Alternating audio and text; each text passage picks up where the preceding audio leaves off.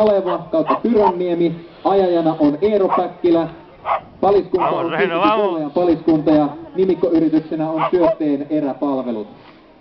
Toisella radalla on Hullu Jussi eli merenpuoleisella radalla Tahkotalli omistajana, ajajana äsken voiton napannut Janne Alatalo.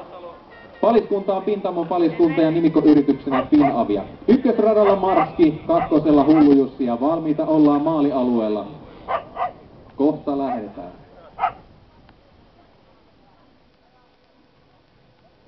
Ja sieltä lähdettiin liikkeelle.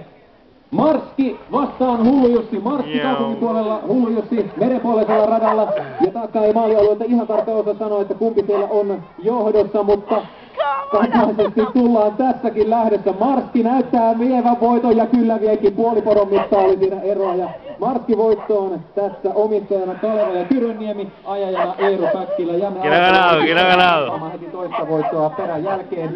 Paliskunta tälle voittajaporolle kiinni.